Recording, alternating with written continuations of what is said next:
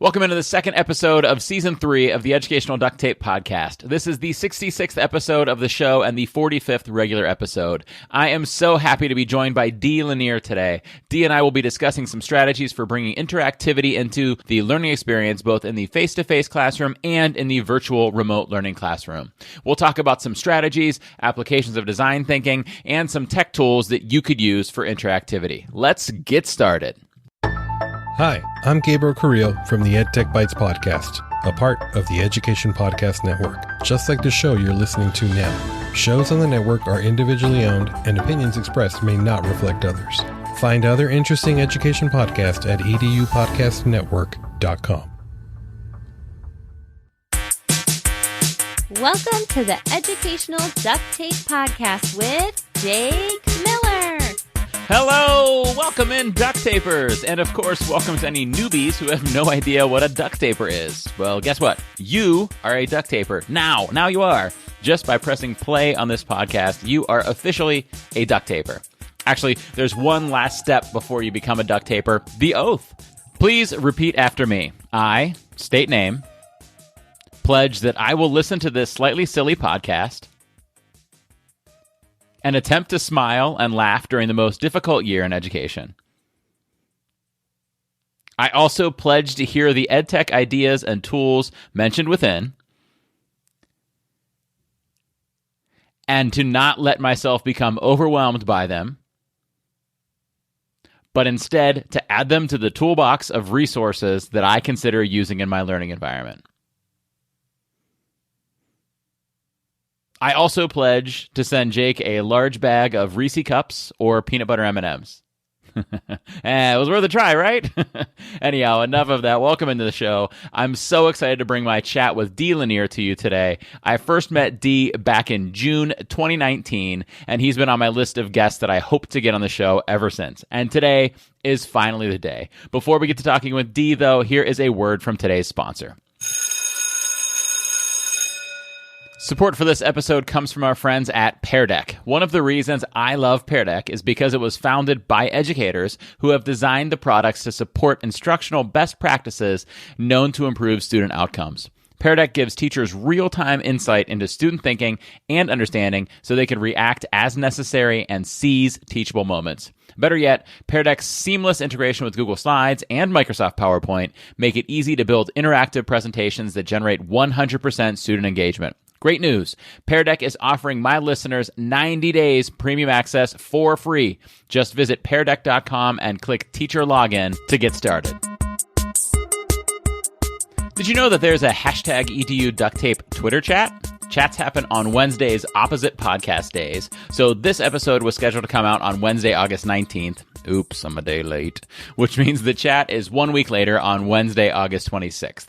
Chats take place at 9:30 p.m. Eastern Time and go for a little over half an hour. The chat always relates to the previous week's episode. So next week, the chat will relate to the episode that you're hearing right now. There will be 5 questions, always 5. The first one will relate to the game that I play with Dee during our talk. That's the way the first question always goes. The second one always relates to the soapbox moment that I share prior to the interview. The third will be, what tech tools or strategies do you use to build interactivity into your content? Because that's what Dee and I discussed today. The reason I choose that one is because, number one, I want to hear maybe if you've been, your decision has been affected by what you heard on the show, or if you were sitting in your car hearing what Dee and I say to that question today, and you're like, why didn't they name this one? The chat is your chance to name that one. And then the fourth question is typically a goal-setting question that rephrases that third question. So instead of saying, what tech tools or strategy do you use? It says, what tech tools or strategies do you plan to try out or explore for building interactivity into your content? So typically the same question, just forward-looking. What things are you planning on using more or starting to use or trying out in the future? And the fifth question is one of my favorite assessment strategies, and it's, what's one takeaway from this episode or idea that you came up with from this episode that you didn't have a chance to mention? And that's the 5 questions. They always follow pretty much that same format. It always happens on the Wednesday, a week after an episode airs. Never participated in a Twitter chat before? Well, I will put links in the show notes to last week's chat so that you can get a feel for it. Just scroll down through there and you'll kind of get a pretty quick understanding of how it works. And I promise you'll pick it up quick. And you could even just lurk during the next chat to get a feel for it happening live, and maybe don't participate, or maybe you'll get the guts during it to start participating. But just hop on the Twitter next week at 9:30 p.m. Eastern Time, search for hashtag #EduDuctTape, make sure you're seeing the most recent tweets at the top, and you might need to refresh every now and then, and just watch what happens. And don't hesitate to ask for help. I will be in there, and a bunch of other people who regularly participate, and you could just say to them, how does this thing work? Or message me in advance if you'd like to participate and you're not quite sure, but I promise you're going to get the hang of it really quickly. Even though it moves fast, it's pretty easy to figure out exactly how it works, and you'll get the hang of it quickly. Okay, before I clamber onto my soapbox, I'd like to share a little bit about my calendar with you. This October, I'll be part of Fall Q, so excited to be part of an event for Q, and also the TCCA conference out in Texas. This is my second straight year participating in Aldine's conference, last year in person, this year virtually. Those are both virtual events. Before then, I'll be running cohorts of my virtual workshop called Best Practices and Tools for Learning in All Settings, which is in partnership with Kent State University's Research Center for Educational Technology. There will be separate cohorts in September and October and November. At this point, 55 participants of the summer cohorts have completed the feedback form. And for the handful of you who haven't, could you please do that? That feedback helps me. Anyhow, of those 55 people that completed that feedback form, in terms of usefulness in their work as an educator, the average rating was 4.85 out of 5, which makes me so proud. And then, as if that's not enough, on the question, how likely would you be to recommend a future cohort of this workshop to a colleague, the average is 4.89 on the 5-point scale, which, again, I'm just so proud that that's happening. But more so, I'm just so excited that these educators are participating in a professional development that they're feeling satisfied with and is making them feel more confident about what they're going to do in their classrooms. It just feels really good to be a part of that. There's more details about the program, which covers my 4 MVPs of blended and remote learning: Flipgrid, screencasting, Edpuzzle, and Pear Deck or Nearpod. And you could find the details at jakemiller.net/KSU, as in Kent State University, course 2020. Again, that's jakemiller.net/KSU course 2020. There's a description of how the course works, when those cohorts are, some feedback from some participants, and as always, you're welcome to reach out to me for questions if you have any too. Okay, that does it. Here we go. Let's get started. Oh, sorry. Hold on. Let me just grab my soapbox from over here. Yeah. There we go. That's perfect. Climb up on there. We've all done it. Created a lesson on a deadline, knowing it wasn't our best work, but we've got to have it ready for that upcoming class period. We know it's going to tank, and then it goes okay. Or maybe even well. Or maybe great. Wait, what? That clunker of a lesson worked? That thing that I whipped together at the last minute because I didn't have any more time? And we've certainly had the reverse, too. You designed the Michael Jordan of lessons just to discover, nope, it tanked.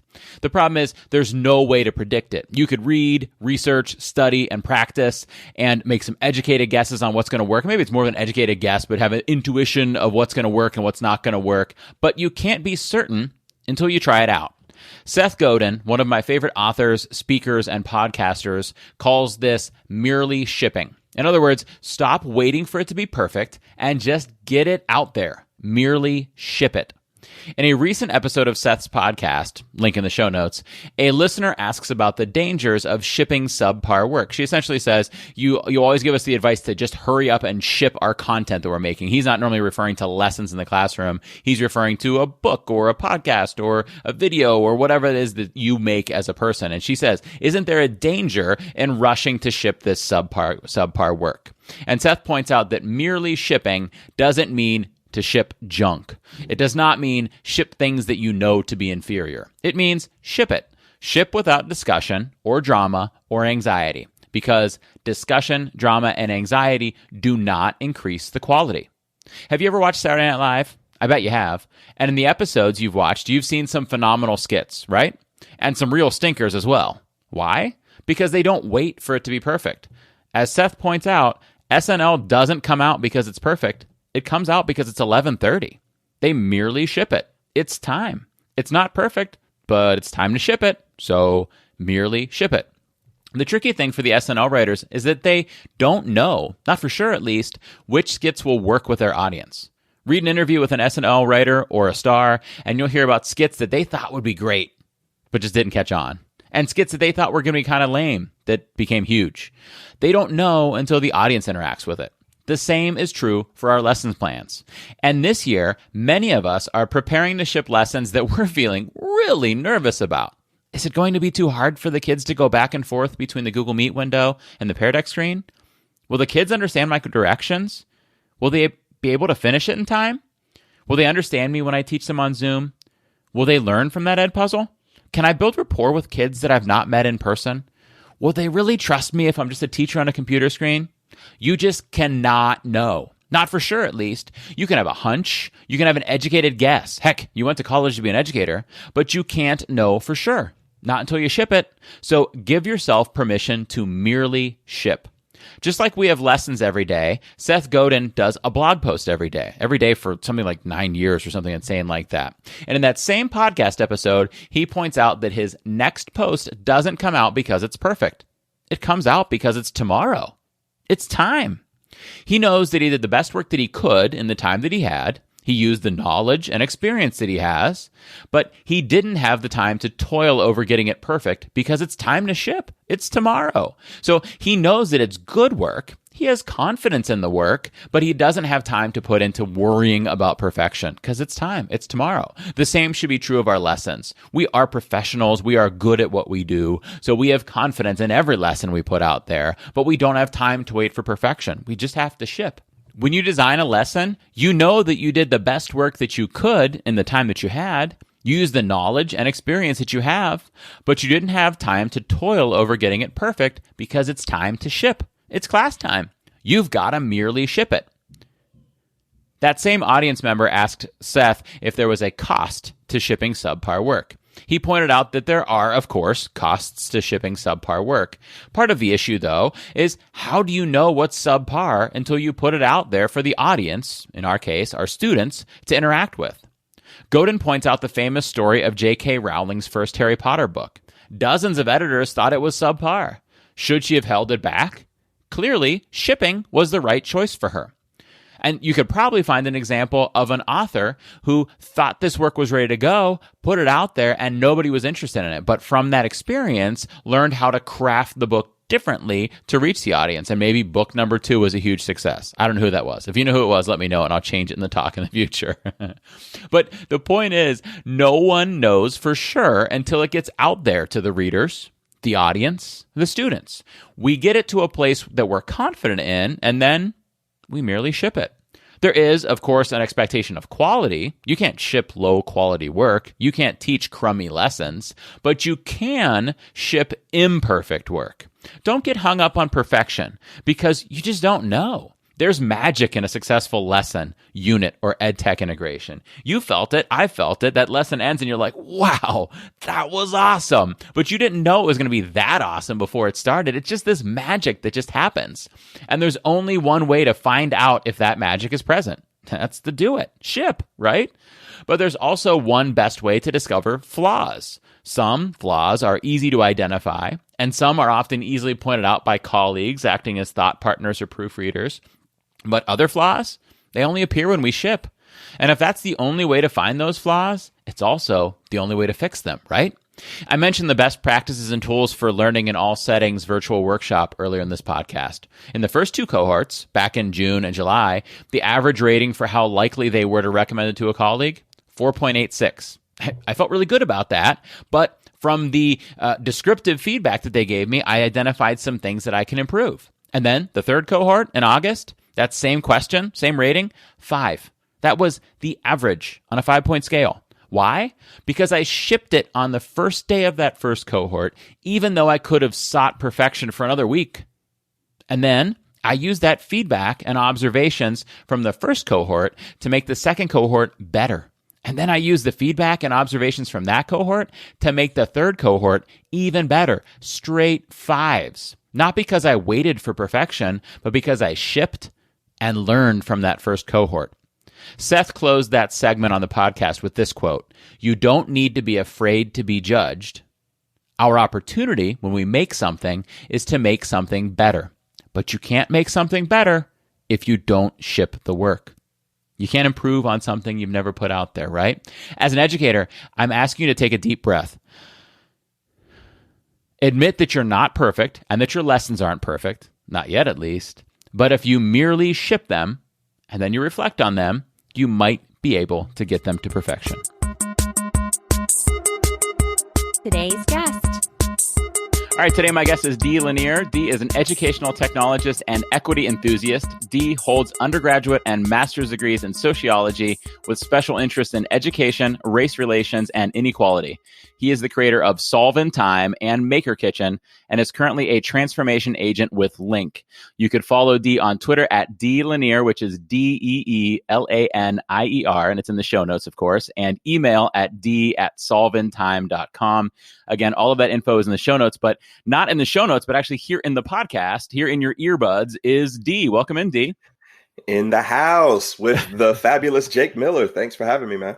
Yeah, I'm glad to have you here. So, Dee, you and I met back at ISTE 2019 at the We Video VIP event, and I've been ever since then, you've been on my list to get on the show, so I'm pumped to have you on the show. Glad to be here. Should I tell the story that you were wearing someone else's name tag? Or, right. Yeah, well, do you remember? We should leave that alone. No, you can. Do you remember what my name was? No, I don't. But I remember looking at the name tag, looking up at you, looking at the name tag, looking up at you, like, wait a minute. I think I know your face, but I don't think that name fits with it. I don't think you're Bruce. I was Bruce. I was Bruce Riker, actually, is who I was. I don't know if you know Bruce. And he, Bruce and I forever have a bond now because I had his name tag for a while that day. Bruce just released a new book. We collaborated on a new book called Scripted. I forget the subtitle, but it's about video stuff. And I feel like I deserve a little bit of royalties out of it because I shared his name for a little while that night. There it is. I got there. I botched the registration process for that We Video event, which people that know me are probably not surprised that I missed a step in completing the registration for something, and showed up. And I forget who I was talking to. I think it was Jen Lieben I was talking to. She's like, "Oh, Jake, I know you were supposed to be here. Like, yeah, you're not on the list or whatever, but we'll get you in. Like, we just need to get you a name tag." And she's like, "Oh, here's one. Bruce doesn't need one. You could have one." And I was like, "Why does Bruce not need one? But I do need one, and I have to be Bruce." But I was Bruce for the rest of the night. That's all funny. But the best part is one of my buddies from here in Ohio was with me that night, and he also had botched the registration process and didn't have a name tag there. And so he was, I believe he was Susan. What's his name tag? It works. It works, right? So we were Bruce in the building. We were Bruce and Susan for the night. We'll never forget that night. I could tell a lot of stories about that night. That was right. Funny. Yep, that was good. That was fun. That was fun show. And your talk was amazing. That was my first experience with your work. And you did it was like a 10-minute kind of Ignite kind of talk. And it was, it was on point. It was really good. I really enjoyed it. So yeah, excited to have you on the show now. And now you've done so much in that year and a half since then. I think at that time you were kind of toying with the idea of Solve in Time, or maybe you were betaing it or prototyping it. And now, I mean, it's out there. So tell us a little bit about what Solve in Time is. Yeah, it's out there. Yeah, it was formerly Smashboard EDU. I think we had just released a version of it. And yeah, for all of you who had purchased that and had been utilizing that or downloaded the free version, thank you, because you were beta testers in many ways, because it was almost immediate, started getting feedback of, well, why not this and why not that? And so started experimenting with creating different variations. And yeah, so at the end of the day, it is a gamified version of design thinking process. So aiming to take whatever your content is, whatever your curriculum is, and just to ask one question to start things off. And that is, what is a problem that needs to be solved? So if that's a literature class, right, and you're reading whatever that content is, there is something that's there that is a problem. Question is can we identify it, and can we make it relevant for our students? And then also, no shade on my math teachers, but the biggest challenge is math teachers, because it's how do we make whatever our content relevant and make it a real problem, right? Not just an equation or an activity, but a real world problem. But if you start with the real world problem, go through the process, the 5 steps, and come out with something super creative as a solution to that problem.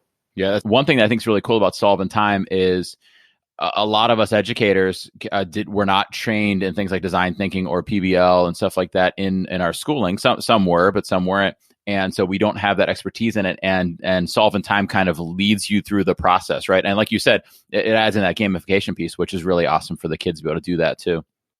Yeah, absolutely. And I wasn't formally trained in it. I mean, I was exposed to it. I was Mhm. led through some workshops. I was in a STEM fellowship, and we started doing design thinking and human-centered design. And I fell in love. I was like, Yeah. wait a minute, I need more of this in my life. And then through my Google Innovator project, was exposed to it some more and just really started deep diving in it. But then started thinking, how do we create variability even in this process? Mhm. Because as an educator, I get bored easy. Mhm. I mean, just to be completely honest, like if I know what the outcome is going to be, then there's no fun in that. So how do you create the context of creativity? How do you create those conditions for creativity? And me as an educator or as a facilitator of this particular process have no idea what they are going to produce. And Right. that's what's real fun for me. And so splitting up into groups, each group having different set of cards, so they're all same color. They're going to have different options to choose from. And then whatever they produce as a solution to the problem that they've selected, man, it's mind blowing. And I'm always in amazement of what both adults and students create from doing Right. that. Right. It's kind of like, traditional teaching is very, it comforts educators that are still doing it. They feel comfortable doing traditional teaching because they know exactly what's going to happen. Right. I know what's going to happen. I know how to grade it. I know how to do it. It's easy. It's going to be comfortable. But what you're saying is it's all that. And it's also boring for me and boring for the kids. Right. And so you're trying to find ways that bring in some, not only some design thinking skills, but also just some novel and excitement for you and for the students, right? Yep. For absolute sure. Yeah. So tell us about Maker Kitchen too, because I gotta be honest, I'm not familiar with Maker Kitchen. Yeah. Maker Kitchen is if you just consider you have a kitchen, most of us do, and we have a pantry and it's full of ingredients. And if we take those ingredients, we can produce something out of them. And sometimes we know exactly what we're going to make because we have a recipe. And sometimes we have no idea what we're going to make because we haven't gone to the grocery store lately, right? Or like a little game that my kids play with me sometimes is we'll do Chopped Edition at home. And they just pick up a bunch of ingredients and say, Dad, make us something out of this. I'm like, all right, this is going to be interesting. So the concept kind of came from watching Food Network game shows and thinking, how do you like make maker spaces operate like that? And so just created a bunch of games that are completely modeled after, like, please, Food Network, don't come after me. It's all for educational purposes only. But so like one of the biggest ones or more popular ones is Chopped Edition, where all participants get a bag. You're working in small groups. In that bag, maybe some electronic stuff and some analog stuff. Timer goes, open up your bag, and then they have a little bit of time to create something from what's in that bag. And then they share at the end. Wow. That's a really cool idea. Yeah. That was like my first creative baby that definitely some of those components got built into Solving Time as well. Oh, that's really cool. I like it a lot, man. Yeah. I just had to pause recording with Dee for a second to play I don't even know the mediator in a children fight. So there are 3 kids in the Miller household. I've been away from them now for 12 minutes to record with Dee, and one of them comes up as Dee's talking, and I have to like hold up the finger, like this is the Zoom finger. I have to hold up the Zoom finger for like 5 minutes of Dee talking, like hold the heck on. Okay, give me a second here to remedy the situation. Can I tell you something that's true? It may feel like I'm just trying to squeeze this in, but it's absolutely true. All right. I created a version of Solving Time for that particular purpose. Nice. Because I have 4 kids, and my kids, Why are you trying to one-up me with 4 kids instead of 3 kids? Like you got it harder. I wasn't. I was not trying to one-up you. You could have one of mine. Just kidding. No, that's okay. Just kidding. I love my kids. I remember. I got to tell you, Dee. I remember when we had 2, and my wife talked me into having a 3rd. I was like, 2 is enough. Like we could barely get ourselves into the car and to a destination with 2. We don't need a 3rd. And she's like, if we have a 3rd, you will love it. And I was like, of course I will love it. It would be my child. Like, of course I know I would love it. Like, what a horrible Right. argument. I understand that. We could have 7 and I'd love all 7. Right. I would just be going insane with 7, especially who knew, like, had I known that I was going to be on so many Zoom calls and things like that, then I definitely wouldn't have Right. wanted 7. Well, I wanted 3. My wife wanted 4. So we had 2, and then we had twins. And so, per normal, my wife wins. Right. But what a wicked way for that to happen. Like on the 3rd, it was just like you don't get to choose, D. Nope. Nope. Oh man. Yeah, they got you on that one. Yep. Oh goodness. Oh, all right. So we're already giggling about parenthood, D, but now we've got to jump into a game. I don't even know why. We're already goofing around and giggling, but everybody that listens to the show is expecting a game to come next here, right? 2 truths and 1 lie. So we're going to play a game of 2 truths and 1 lie. So D is going to give me 3 statements. One of them is going to be a lie. 2 are going to be a true. And I'm going to try to guess the lie. And I'm going to do poorly at it, D, because I always do. But I'm going to try my best. Wow. Okay. Well, I'm laughing because I realized as I had even thought about this, I've already given away what my true was going to be. So now I have to like fix it in my brain. I'll edit that part out, D. Nobody will know what happened. You can keep it. Who cares? It's all about authenticity. Okay. So let's start off with I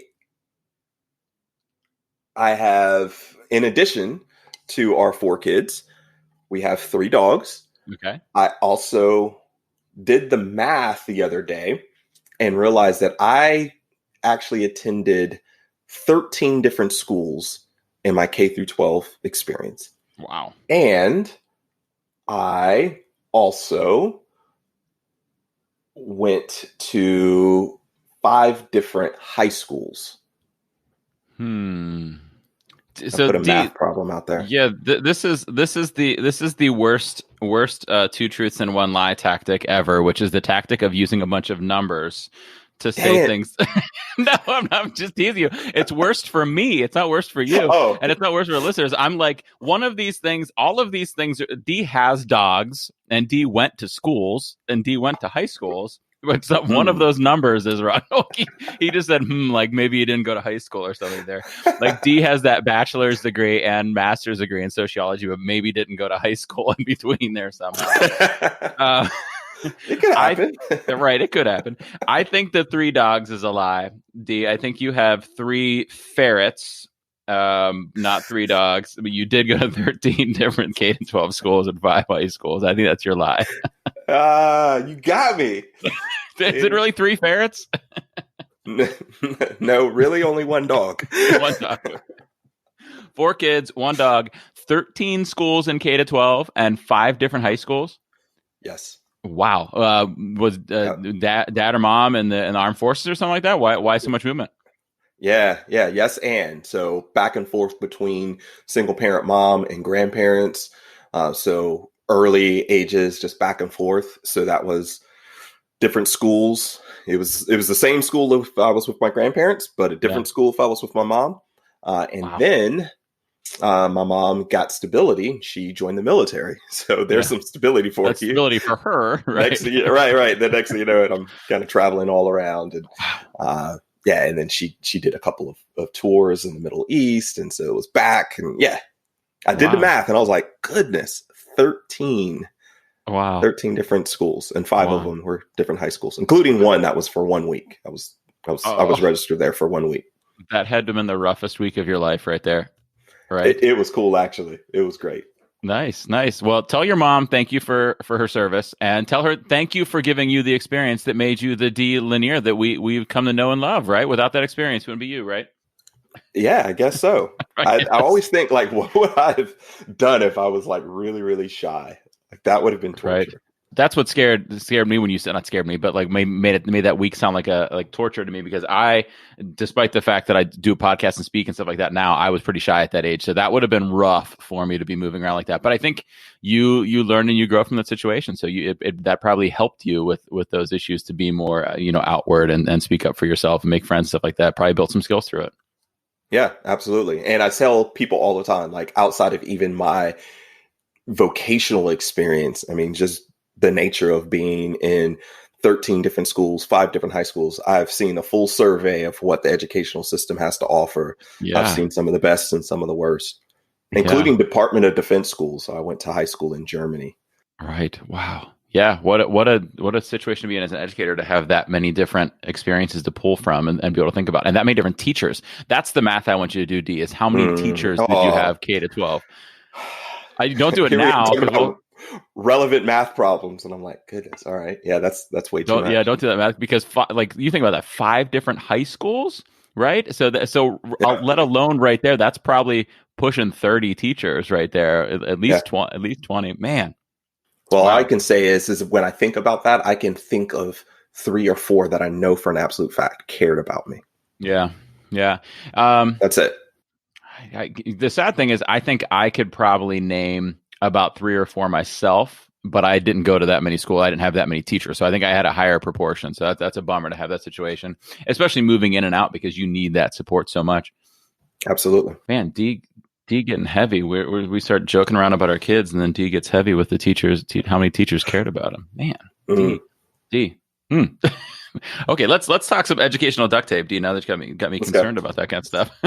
Let's okay, piece it all together. Right. So educational duct tape, for those folks out there who are new listeners and maybe are not familiar with this idea, is my goofy metaphor. D and I, both as dads, know the dad humor, the dad jokes. It's kind of my dad humor of educational duct tape. But it's an ed tech integration mindset. So it's my idea that educational technology is a tool that we use to solve problems and address needs in the classroom. It's not the goal of the lesson. It's the tool that we're using, just like duct tape, right? And we don't set forth to use duct tape. We use duct tape as a tool to solve different problems. So we're going to look at a teacher question with some educational technology as a tool. And it might not be the whole answer, and it's not always even part of the answer, but sometimes it is. And when it is, it's only a tool. So my question for you, D, is how can I build interactivity into my content? I would start off and just almost rephrase the question a little bit and say, how do you make a interactive lesson? Intend to say this whole thing, this has to be interactive.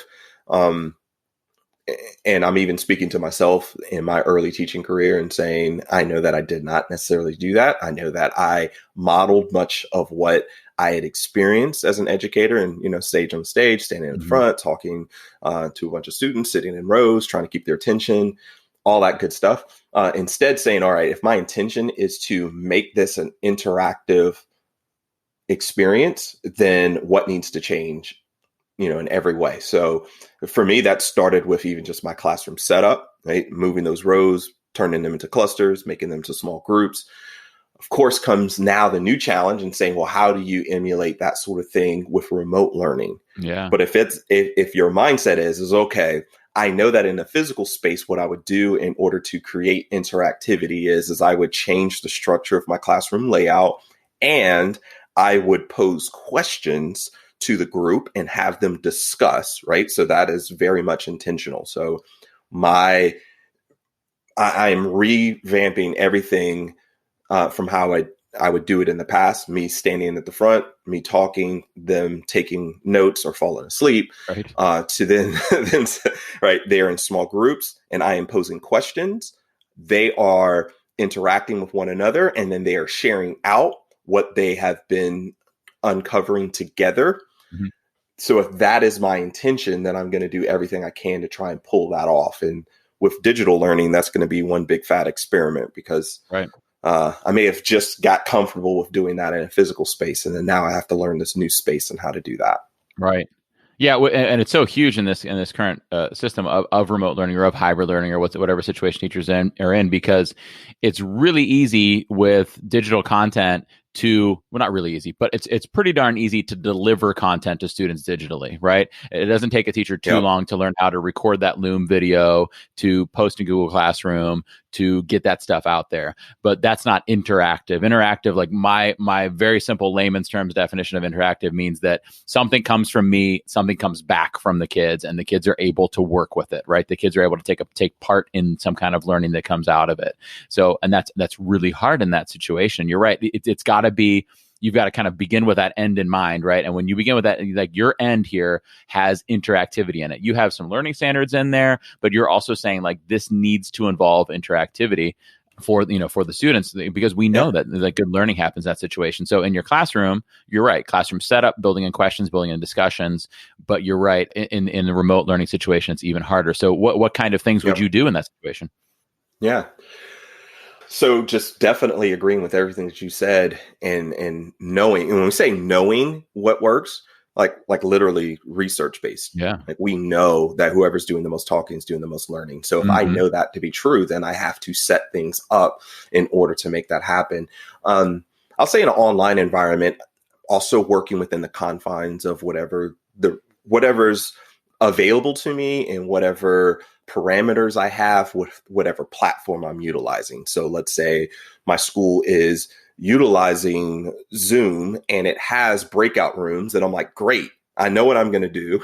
I'm going to pose some questions. I may have those on a presentation slide. I'm going to break folks out to a room, and when they're broken out, I may have them respond on something that is collaborative, whether it's a Google Doc, a Padlet, whatever, right? The tools, I don't even care that much about name dropping as much as just acknowledging certain tools have certain things that are built in and others do not. And so then how do you work around that with still that intention, that exact intention? How do I create this interactivity between the students and where it's visible to me? It doesn't even have to be verbally to me. It just has to be visible to me. Mm-hmm. So yeah, if it's Zoom and it has breakout rooms, great. If it doesn't, okay, how do we just, if we're using Google Meet, and then maybe having Jam boards so that each student or each group of students is jumping in on a particular slide? Or how could we think of how to do this within Flipgrid? Like whatever tools and that you're comfortable with, just having that intention and literally saying, we're going to try it. And something's going to break. Something's not going to go completely right. I know that without a single doubt. But then we're going to learn from it. I'm going to ask for that. That's that interactivity piece again. I'm going to ask for that feedback from my students, like directly with full transparency. Like, hey guys, we tried this. My goal was to make this happen. Did it happen? They can be honest. How could it make it better? What are some suggestions you guys have? Sometimes the students, like, they tell you, like, well, what you could do is do this. You could do that. And I'm like, oh, I just learned something today. Awesome. Yeah. Okay, we're going to try that next, see how it goes, and then we'll revamp it from there. So being unafraid to learn some new stuff with the kids and not being as concerned, especially early in the school year, so to speak, with saying, but I got to get this content out there and we got to, have to make sure this is happening. This is happening. It's like, no, what needs to be happening is connectivity, right? Connection with my kids. And what needs to be happening is interactivity. So I'm doing everything I can to build that and to get that working. And then from there, we can then integrate the content is kind of what I think of it. Like, how do I integrate the content with my interactivity? Yeah. Well, and I want to kind of applaud one thing that you're modeling here, which is that, especially at the beginning of the year, as you pointed out, that we know that our actions communicate our priorities, right? So a kid knows really quickly what your priorities are as an educator. And if they see you very quickly getting concerned about curriculum, they know that that's your priority, right? And they might not hate you for it, but they'll also know where your priorities are, right? And if they see you doing some of the things you talked about there, which is saying to them, hey kids, this is my goal. So number one, you're bringing them in on the experience. Number two, you're saying my goal is interactivity. So the kids know that you've got their experience at heart. And then you're modeling that you're risk taking. And then you're modeling that you're looking for their feedback. And then you're modeling that you value their feedback, right? And then you're modeling all of these things that maybe don't directly say I'm building a relationship with you, but the kids they see you as a different kind of educator than the other educator they have that's maybe just focused on getting through some content, right? And that's huge. And to speak to another reality, and that is some students may not like that. What I mean by that is, as a high school teacher, I would oftentimes have students raise their hands, ask a question. I'd come over and they're asking me how to do something that clearly the person right next to them has already figured out how to do. And I'd ask them, well, why don't you ask them? And you know what they say to me, right? They turn to me and they say, but you're the teacher. You're the teacher. Can't you just tell me? Right. Yeah. All right. But you're the teacher. I don't want to ask her. You're the teacher. And I realized, so you've been conditioned to do everything independently. and to raise your hand and ask for help from me as the teacher. Like, this is your educational experience. And now me pushing that a little bit, or in some cases, a lot of it, and say, no, actually, you can't even ask me until you've asked someone else. Right. And unless collectively within this small group that I've put you in, none of you know how to get to the solution to this problem, then and only then can you ask for my help. Some students are really frustrated by that. And I realize if this is how I want my class to work through the entire year, then I have to start building those habits real early. Right. And that's going to be some work. Yeah, you can't launch that in February, right? You've got to start sending that message early on that that's how it works. I think the retort, the response to "you're the teacher" is "you're the learner," right? Yes, I'm the teacher, but you're the learner, and you got to get it for yourself, right? Like if you just keep counting on me for it, right? You're not gonna grow. You're the learner. You need to take those steps to do that. Yep, that's my role as a teacher, is to help you do that, to build those skills. Right? Yeah. So I love what you're suggesting here for the remote learning classroom, which is to use maybe like a breakout room through Zoom, or I don't think they've launched in Google Meet at the time that we're recording this, but I know it's in the roadmap with Google Meet. Right. To use something like a breakout room, get those kids in those small collaborative spaces, or if not a breakout room, maybe meet with kids in smaller groups and not have a whole class Zoom or whatever. And then I like that you're suggesting not just having that like not face-to-face, but digital face-to-face synchronous chat there, but also adding another space. And you modeled something else really cool there, D, which is you said, I don't really care what the tool is, right? You're focusing on that verb, which is that collaboration and that maybe curation of resources or whatever it might be. But you're saying it might be a Google Doc, it might be a Padlet, it might be a Jamboard. I don't really care, right? But I'm just going to prioritize what I need to get for my kids and what experience I need for them and put it in there. And then you said another thing too, which is to use Flipgrid, which would mean maybe you're not even using Zoom in that situation. Maybe it's not even synchronous. Maybe you're just doing it in Zoom, but what you're modeling is I'm going to prioritize what my kids need to get out of this experience. And then I'm going to pick the tool that I'm comfortable with that does it. And there are lots of options out there, right? Yep. No, absolutely. And as an educator, as I build my own comfort level with certain strategies, then if I learn another tool and I figure out some of its feature set, then I can just apply that strategy there, right? So if someone is new to Pear Deck and then they start to learn some of its features, it's like, oh, wait, I have a strategy that fits. Right. Now I figured out that I can, within Pear Deck, set this up, make it student paced, and I can add in maybe something that they have already been utilizing because we've been doing that, right? Mm-hmm. We may now add in the Jamboard in the Pear Deck, right, for them to write responses in. And then later we may have a reflection of the entire experience or the showcasing of their work. And we may add in a Flipgrid. But I think what teachers are oftentimes just overwhelmed by is like, oh, have you heard about this tool? Have you heard about this tool? Have you heard about this tool? And it's like, look, get comfortable with that intentionality first. See how things are working. And then as you learn additional tools, see how you can integrate those with what you're doing. Yeah. Well, the mindset I try to communicate is that the first thing we need to do is become aware of the tools and kind of have a general idea of what they do. So like you're saying, like, you know what a Google Doc does, you know what Padlet does, you know what Jamboard does, and you know what Flipgrid does. Maybe you're not an expert in all of them. I'm betting, D, that you are. But for the average educator out there, you're probably not an expert in all of them. And you probably know what Pear Deck does. Maybe you're not an expert in it, right? But then when that time comes to use it, then you use it. And you try them out, for the most part, one at a time. Like nobody's expecting you to use Jamboard and Flipgrid and Pear Deck and Google Docs and Padlet all at the same time if you've never used any of them before. Maybe two of them, right? But in general, get one in there, master that one, and then move on to another one. And especially if you're communicating that with your kids, kind of like you said earlier, if you're saying, hey, I'm going to try out this new tool. Here's why I'm going to try it out. Here's what I'm hoping this does for you. Here's the impact I'm hoping for on you. We're going to take some risks for it. I'm going to ask you for some feedback. I'm going to value that feedback. Like what a great model you're being to the students by doing that. You know? Absolutely. And what's also really cool, being that teacher and learner as well, is sometimes those students know of certain features or know how to work a tool better than we do, because maybe they're in another class and another teacher uses that tool frequently and I don't. I'm just now getting to know it. If I actually have that opportunity of just talking with the kids, like, how did it go? What are your thoughts? there may be a student that says, did you know, Mr. Lanier, that you can also do X, Y, or Z? I'm like, oh, show us. Right. Yeah. Right. Show us. Yeah. Let's see how this thing works. Which is always cool when that happens. Yeah, and you could have learned whatever that thing is in a webinar or in a YouTube video or in a blog post or in a tweet, but the power of having it come from a student is huge for that learner, right? And for the other learners too, to see, even though they weren't the one that shared that information with you, it's like, man, I got a teacher that is willing to learn from a kid, right? How cool is that, right? And it kind of changes the dynamic that you have with those kids. Absolutely. And that power of reciprocity that happens, right? Because a student that recognizes that my teacher trusts me with something, now this is a mutual relationship. Right.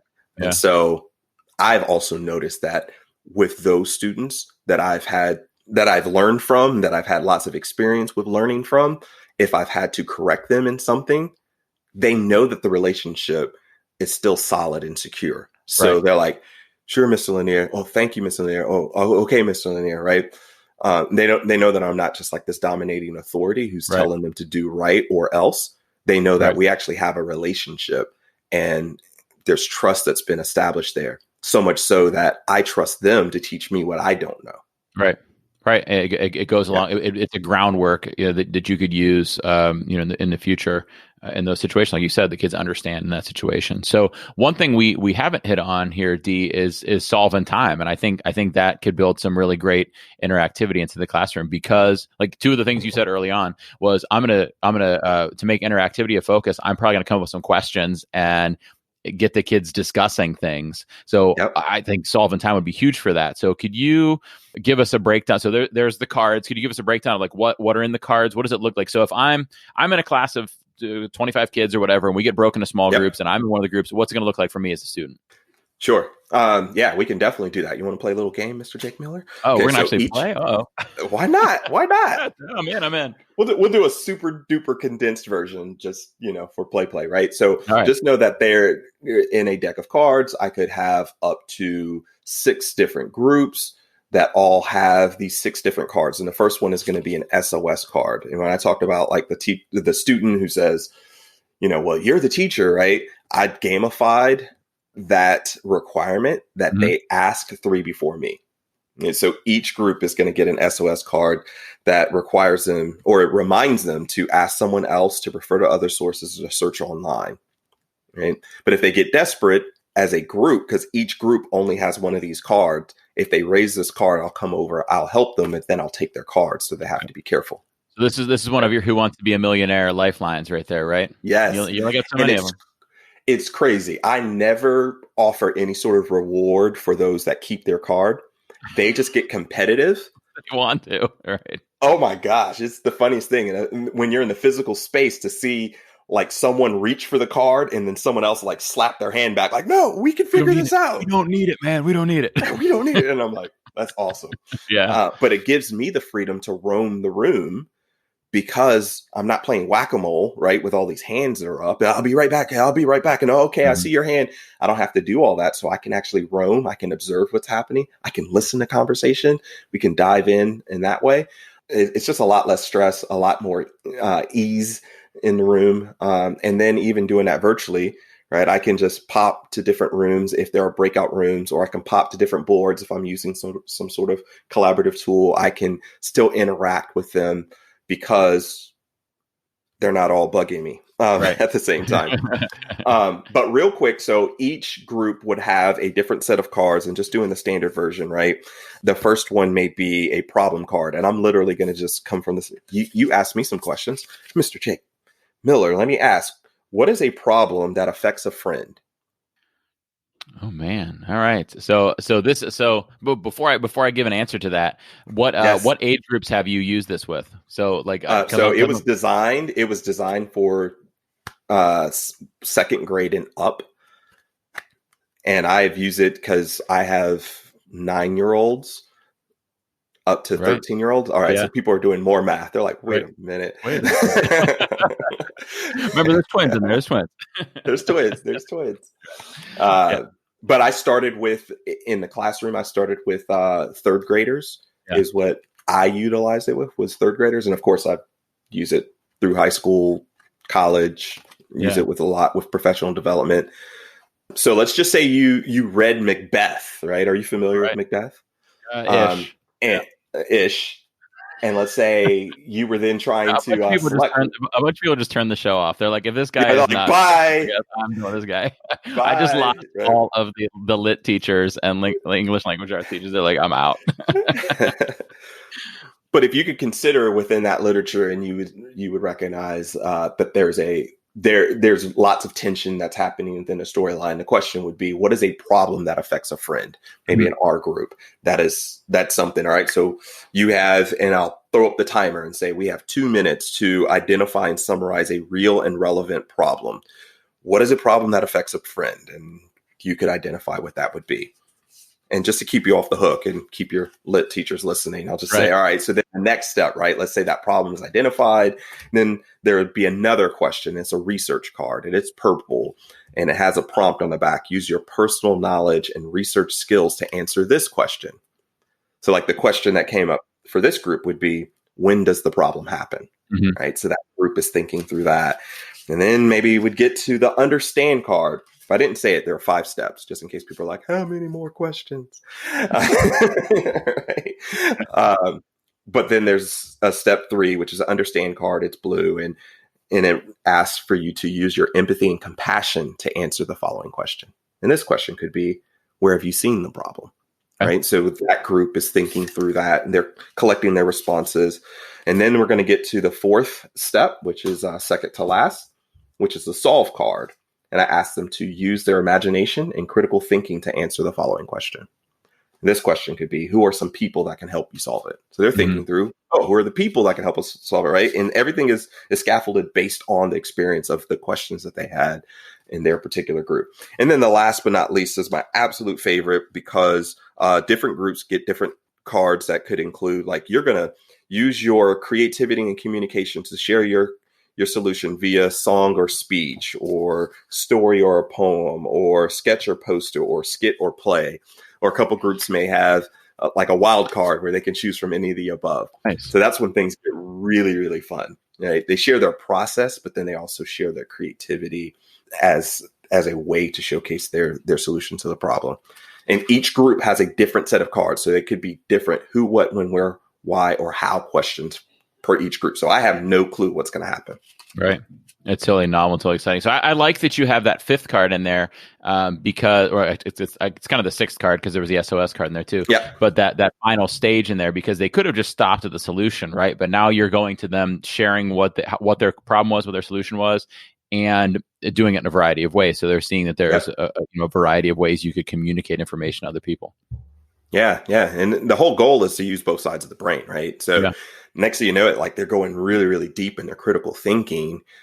Clearly, they're using lots of communication and critical thinking. And as that's going, I want to pull them out of that and say, okay, all of that was information gathering for a purpose. Now you actually need to share a solution, and why not have fun in doing so? Yeah. And so let's utilize that right side of your brain, right? And there's sometimes that's also when within a small group, someone can really feel like I can shine right now, right? Yeah, and so at first when you said that every group gets a different card, I kind of like, that makes me a little bit nervous, right? Because if I'm in the group that has to sing a song, I'm like, this ain't gonna go well for me. But I'm in a group of multiple people, right? So we get to work together, and I get to discover some talents in some of my classmates through that experience too, and we can kind of work together and let somebody, like you said, like, let somebody step up and shine on a situation where they might not have shined otherwise had they gotten a different card, maybe, right? Yep. I worked with a group of teachers, and we did a anti-racism, anti-bias version with my equity edition. And I was nervous for multiple reasons we can get into. And one group got a song or speech. I had no clue what they were going to produce. They produced a song to the tune of the Beverly Hillbillies. Okay. For those of you that would feel some of my nervousness. I was out in the country. So for everybody listening right now, you can't see that Dee and I could see each other, and I just like almost spit my coffee up and shrugged my hands up in the air and made this face like WTF, right? Okay, go ahead. Yeah, so clearly that was probably one person's idea in that group. Right. Someone said, I got an idea. Beverly Let's Hillbillies. make a song to the tune of the Beverly Hillbillies. And the other people are like, that's a great idea. Yeah, and when it started out, I was real nervous. I'm like, I'm about to be offended in 14 different ways, and I'm gonna have to try and figure out how to tell them. It was absolutely amazing.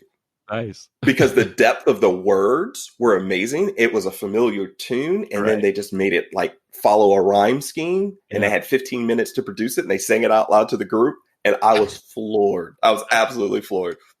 That's cool, and that's what you want an activity to end like a class period to end like, right? You don't want a class period to end like everybody set your worksheets on the table on your way out of the door, right? You want it to end with like, man, did you hear that song they sang? Like, great, what a cool way to end a class period. Like, I know this was with educators, but like, what if this is happening with students, right? Absolutely, and again, that's where that different individualized talent can sometimes really shine. Some may say, you know what, I didn't have a ton to contribute at this point, but now that we're here, that's when, the artist comes out and they reach down and they pull out their, personalized set of markers. And you're like, uh-oh, what's about to happen here? And they're like, or their banjo to do Beverly Hillbillies, right?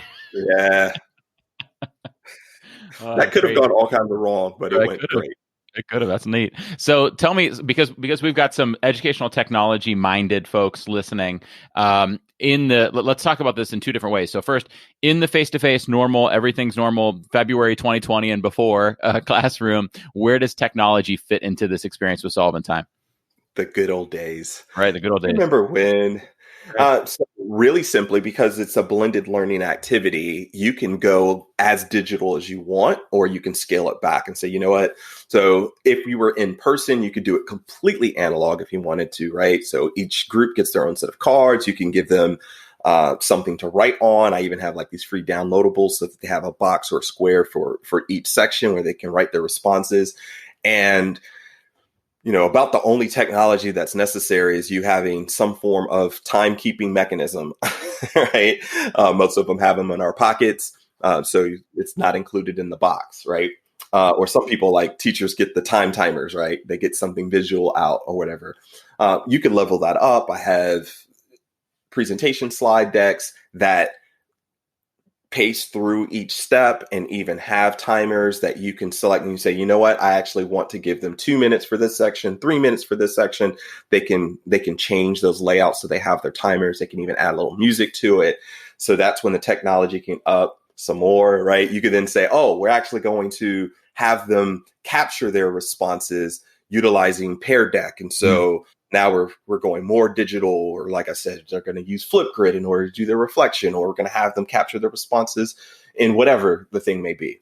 Or they're going to produce or create something to share out using Canva if it's a graphics deal, or using Adobe Spark, right? So the technology add-on possibilities are limitless. Right. And they literally are just tools, right? In this situation, like they're not tools. The Pokemon, right? Right.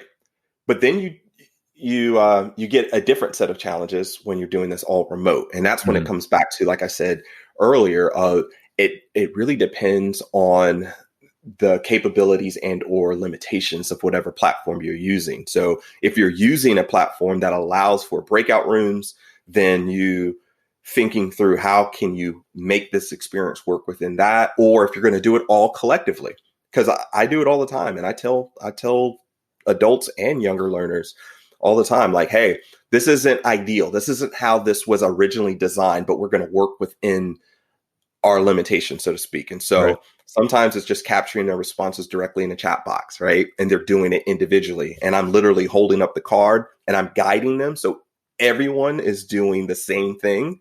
And I'm just holding up the question to the camera and I'm saying it out loud. I'm verbalizing it. I'm giving them time. And I put on a timer so that they can see it. So I know that I can do that. And I know that I'm going to get individual responses, but I also want everyone to be able to see their responses. And I want to give time for something really, really cool for them to create. And that's where I may have them publish their creation in something, again, like a Flipgrid, because not only does it exist there, but then it gives the opportunity for other students to watch them and to react to them, right? And say, oh, that was awesome. I really like this. I really like that. And we can take it from there. We can build an entire PBL from that experience, right? We can go from a problem-based learning activity to then saying, now let's extend our time. And maybe that thing that you produced was the rough cut. Let's give you some extended time to really produce something really nice. And then let's co-create a rubric in order to see what we're going to look for as our measurements and of success. So you can really build that out into something bigger if you like. So I love to give something simple to educators and then give ideas of how they can level it up, because teachers are my superheroes. Right. And they can do some magical stuff if you just let them fly. So I just like, let's see what you do with that. Yeah. The cool thing with a teacher in that situation is they probably start off thinking like, oh, thank you for making this simple, right? I like that it's simple. And then halfway through it, their gears start turning, and then they want that complex level, right? So it's neat that it kind of levels and transitions over into something more robust, like a PBL, like you said there. Yeah. Today's super secret word is twins. DWINS, as in after D and his wife had 2 kids and he only wanted one more, they had twins. So if you would like, I'm laughing at myself using that. So if you would like a certificate of listening, laughing, and learning that lists that you got credit for a 1.25 hour awesome podcast, head to eduducttape.com/certificate and enter the super secret code TWINS. And my only advice to teachers would be, if you're going to utilize technology and if you're thinking of all the different ways that you can build in different tools, it's to take it slow, right? Maybe do the simplest version first and then see how you can level it up most successfully. Right. And that's how we, in all situations, that's how we tend to learn things and learn the way, like the direction we want to go with stuff, is to, like, we don't need to jump in and try out like thinking about like woodworking, for example, right? I'm not going to go build something crazy, right? If I start with something simple like a birdhouse, maybe, then I start to see where my interests are. I start to see some ideas kind of fire up, and you take it slow, take it easy, start with one thing, and then see where it kind of leads you to. It's like that quote, I just got a note from the kids, man. The kids. D, I'm going to show you the note I just got. Yes. I'm bleeding. She's got a cut on her ankle. It is like the wimpiest looking cut I've ever seen. Oh, honey. So, put some duct tape on it. Put some duct tape on it. Yeah. Daddy will be done in a couple minutes, but you know where the paper towels and the Band-Aids are, and I'll help you with it in a second, okay? I'll be up in like 5 minutes. D, I've got to leave that in because that's just COVID life. That's just classic. Walks up, silently hands me a Post-it note that says, Dad, I don't mean to disturb you, but I'm bleeding. I'm bleeding. It shows me a cut on her ankle that is like paper cut level of seriousness. Right. But then when there's like a real cut, right, there's no more Band-Aids because look at my boo-boo. Right. Required a Band-Aid. Oh, goodness, D. Oh, my goodness. This is dad life. This is parent life. I shouldn't say dad life. This is parent life right now. Oh, my goodness. Sorry to interrupt all your knowledge that you were dropping there with that. Come on. There's no such thing. All right, D. I feel like I can't even move forward from here. I just got to wrap up. So everybody out there, I hope that you go to solventime.com, check out Solventime, go to D's Twitter profile at D Lanier, and that link is in the show notes, and check out his work and follow him, get some more wisdom from him. But man, I really appreciate you being a part of the show today.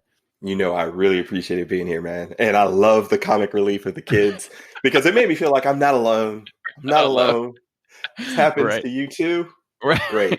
This is what do they say? Alone but separate, or something like that. Whatever. No, together but separate. We're not alone. We're commiserating in the same experience here. All right, man. I appreciate you. Thank you. Yes, sir. All right, so now that my daughter is bandaged up and everything, Dee and I are now recording again. I've calmed down. Everybody, there's no more injuries in the Miller household. And Dee said after all the Band-Aids were applied and Neosporin was applied to boo-boos and hugs were given and boo-boos were kissed and everything like that, after all of that, Dee said, hey, let's do a giveaway. And I said, okay, well, let me jump back on the recording. So Dee, tell me about what you want to give away, and then I'll tell everybody about how we'll handle it. Yeah. So just a reminder to all of your listeners, if you go to solveintime.com, you will see that there are both free to download decks, right? Or there's this like really nice premium set of Solve in Time that you can purchase. I would love to give away one of those sets. So it could be utilized for your in-person or even remote learning, teaching experiences. Nice, man. That's so awesome. So generous of you to give that away. So here's what we'll do, D. So anybody who tweets about the show, this episode, and shares a takeaway from it, it doesn't have to be Solve in Time related. Like just shares out there on Twitter about their experience listening to this episode with D. Tag me, tag D. Put in a hashtag EDU duct tape, and we'll say anybody that tweets about it between the air date and the date of the Twitter chat. So 8/26 at 9:30 p.m. Eastern time. So you share about it in between then. We'll put those names in a hat. D, it'll be a Cleveland Cavaliers hat we put it in. Is that okay with you? He's just laughing. I don't get to use the hat as much now because my team is not in Orlando playing basketball right now, right? My team is on their sofas watching. So yeah, we'll put they're fans just like me and you. Right, exactly. Right. So we will put that name in that Cleveland Cavaliers hat, and we will pull one winner to get a Solve in Time premium deck. D, that's so generous of you to give that away, man. That's awesome. Sure thing. I appreciate you, man. Okay, thanks again for being here today. Yes, sir. We'll talk soon. It was so great having D on the show. He's just an educational technology rock star, and it is such a pleasure and honor to have him on sharing that stuff. I do have to go back to our conversation with D because I had some things that I wanted to talk about at the end there, but then Parker, with her post-it note that said I'm bleeding, interrupting us, threw me completely off track, and I forgot to mention some, kind of a little list of some ed tech tools that you could use for interactivity. Now, I'm using the term interactivity a little bit loosely. To me, interactivity means the teacher provides some kind of content, and the student can interact with the content in some way and give it back to the teacher. So in other words, it's a two-way road. So maybe you disagree with my use of the word interactivity in that situation, but if your goal is content that, especially in a remote learning situation, allows you to communicate content to the students and the students to respond back with content that you could formatively assess, that's kind of what I'm listing here. The first few tools that I name here will be no surprise to you, and D named one of them. They are Pear Deck and Nearpod. So Pear Deck allows you to take your regular slides of content and combine them with 6 different interactive slides. The first ones are the basic students respond to a multiple choice question, students respond to a text-based question, students respond to a number question where their answer is text, but it's just a number only. Then there's also drawing slides or drawing activity slides where students respond with a drawing, draggable slides where students respond by dragging something around the screen to a certain location. Now those two are technically in the premium version, but as you heard earlier in Pear Deck Spot, you can get that for 90 days for free. But also if you use the drawing and draggable template slides that are available there in the free version, you can use those, even though the drawing and draggable ones. And the 6th type in Pear Deck is a website slide, which means you can embed in a web page or a Google Doc or a Flipgrid activity or whatever you want to do into Pear Deck. So very interactive.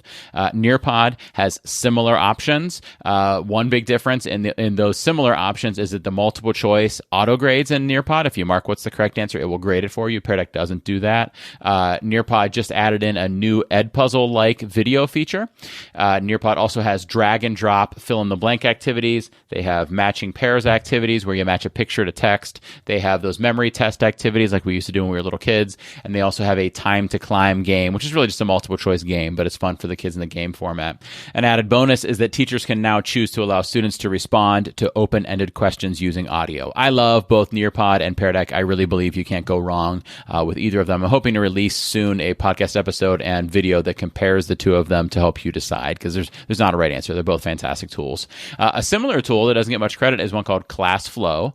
ClassFlow has all kinds of question types, a similar set to those other tools I just named. Plus, they have some different activities like categorize, crosswords, flashcards, labeled diagrams, matching, a memory game, sequencing activities, a timeline, a Venn diagram, and a word search. But then it takes all of that stuff in those like Pear Deck Edtech and Nearpod-like features and combines it with a gradebook and LMS-like feature. I think the only detriment of ClassFlow really is that it does so much that it might be a little bit overwhelming, but it's worth exploring if you're looking for something interactive to use. Formative, another one of my favorite tools out there, not quite as interactive as those ones we just mentioned, but students can respond to multiple choice questions or multiple selection questions or true or false or short answer or essay or show your work questions, similar to those other ones where students can draw or type or even upload an image to respond to a question with. There's also more in the paid version of Formative, but Formative is great if you're looking for something that's interactive and also gives you some great data. Another similar tool is ClassKick. In ClassKick, students can respond using drawings or highlights or text or images, even images from their webcam, or audio, which is really nice that they have audio recording so you can have students record with voice. So ClassKick has some good options too. Seesaw, another fantastic tool for interactivity where students can do work that involves photos and drawings and annotated photos within the drawing tool, or videos or notes or audio. And they can also do audio within a photo or within a drawing or within a note. Students can also submit links and uploaded files. So lots of interactivity in Seesaw. Seesaw is just not an activity that you want to use one-off. You really want to be using it like for your whole school year or your whole quarter or whatever it might be if you're going to go for it at all.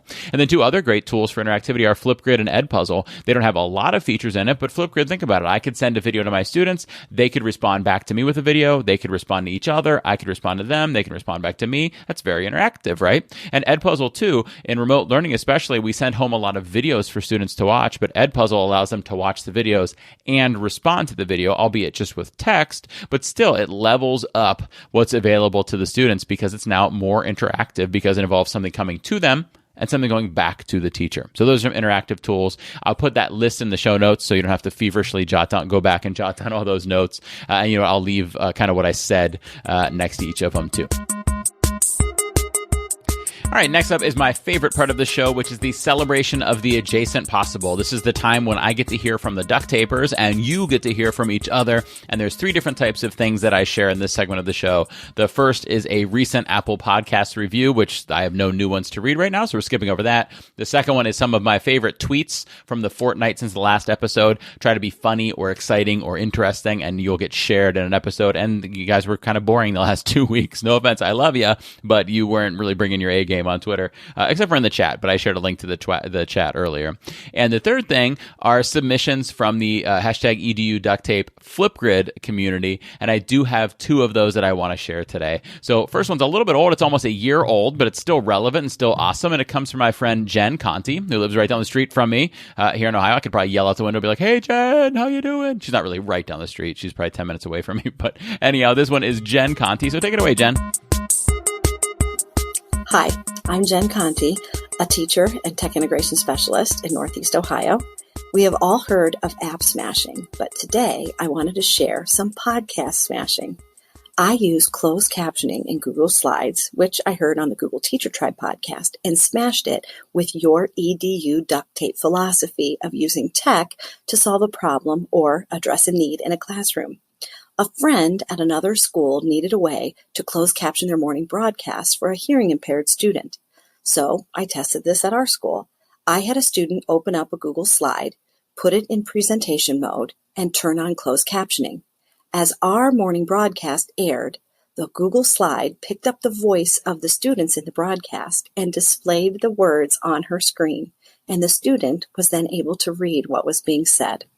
The perfect fix for the problem. Thank you, Jake, for being so inspirational. I may never have thought of this had it not been for you sharing your educational philosophy with us. Thank you for that, Jen. What a cool share. And I appreciate the kind words at the end there, but this was all you. You did this. I might have told you that educational technology is just a tool and we should use it to solve our problems, but you identified the problem. You identified the tool. You put it in play. You had to know about that ability to do that in Google Slides in order to make that happen. So big props to you for making that happen for the student. What an awesome story. A note about what Jen shared there. So she shared one great option for doing this for the student, which is Google Slides. The issue with the tool like Google Slides, as I'm sure Jen found out, is that the transcriptions aren't perfect. But hey, in this situation, if we're going from this student being able to hear 0 of the announcements to being able to hear a 90% accurate version or read a 90% accurate version of the announcements, then that's great. Some other options that you can consider in this same situation are using the closed captioning that's available in Google Meet, using the closed captioning that it automatically does on YouTube if you upload these announcement videos onto YouTube, maybe putting them in Flipgrid and they're automatically captioned in there. Screencast-O-Matic auto captions.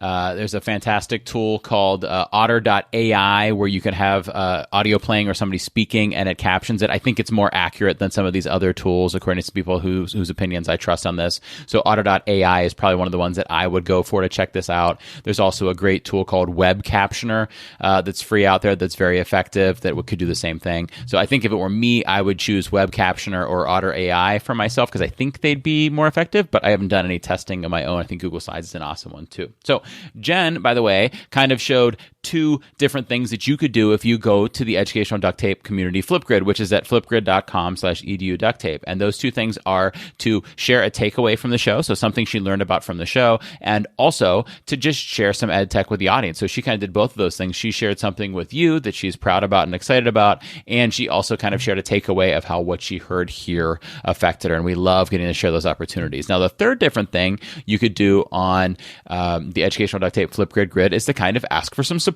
with a tech thing, a question, something you haven't been able to figure out. So friend of the show, Brian Carpenter, and I love seeing Brian's Fresh Air at 5 tweets and videos about what he thought of the episode while he listened to it during his 5 a.m. walk, which, gosh, 5 a.m., Brian, I don't know how you do it. But in this particular one, which was a while back, he went to the Flipgrid and shared a question that came up after he listened to the episode last year with Mike Mohammed. So take it away, Brian. Hey Jake, it's Brian Carpenter, and I'm just here out for my walk today on a nice afternoon here in Abbotsford. I'm listening to your episode with Mike Mohammed as you guys are talking about giving students the ability to share their profile on the internet. Using Google Sites in my district has not been opened up for students. We are a G Suite for Education school district, but due to some potentially nefarious activity observed by some students using Google Sites maybe 2 or 3 years ago, it was decided not to allow them to use it as one of those ways that we can protect students and protect ourselves. An idea, though, that I heard, and I'm just bouncing it off of you, is it possible for me as the teacher to create, say, 5 Google Sites for my 5 students and be the owner of that and control the level of sharing of that so that I am the protector or guardian of how far that goes out onto the internet, and then they can work on creating student profiles there. So that's my question. Hope it's an easy answer. I guess I could probably go try it, but seeing as I'm walking and listening, and I thought I'd just toss you a Flipgrid. All right, doing a great job. Love it. Talk to you soon, Jake. Okay, bye. Brian, I've got bad news for you. Unfortunately, you said at the end there that you probably could just go test it, but you weren't by your computer right then, so you couldn't test it right then, and it was easier to send in the message. And you know what I'm going to tell you to do? Go test it. I don't know the answer for sure. I know that the Google admin in your district or in your school can turn off the option for students to use sites, but I don't know if they could turn off just the creation of sites, but not the use of sites. Maybe somebody else knows that answer, and if you do, you could reach out to Brian on Twitter, or if you go into the show notes, there's a link to Brian's Flipgrid video, and you could just respond to Brian right there and tell him, and then in the next episode, I will share that response because I'm sure other people are interested to hear that. So if your school does not allow students to use Google Sites, can the teacher create the site and then the student modify the site? Would that be possible? Certainly it's possible for the teacher to do the site for the kid, but that's not what we want to do here. We want to give the kid some ownership. So Brian's wondering, is it possible for a kid to modify a Google site even if they don't have the ability to make their own Google Sites? Okay, so that does it for today's episode. That is the end of episode 45, episode number 2 of season 3. I can't believe it's season 3. Thank you so much for sticking with me through a minute and 18 plus of podcast fun. I hope you enjoyed yourself. I know this is, for at least those of us in the Northern Hemisphere and here in North America, this is one of the most stressful times we've ever experienced as an educator. And I appreciate all that you do. I'm proud of you for all that you do. Thank you so much for being a part of this Duct Taper community. If there's anything I do to help you, please do reach out and let me know. As an educator, I am proud of you. As a parent, I am grateful for you. Thank you so much for what you do for kids. You are awesome, and I will see you in a fortnight.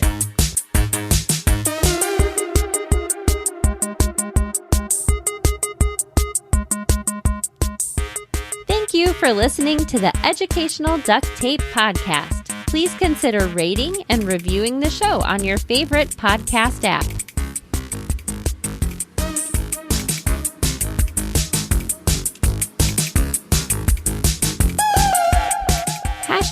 #EduDuctTape.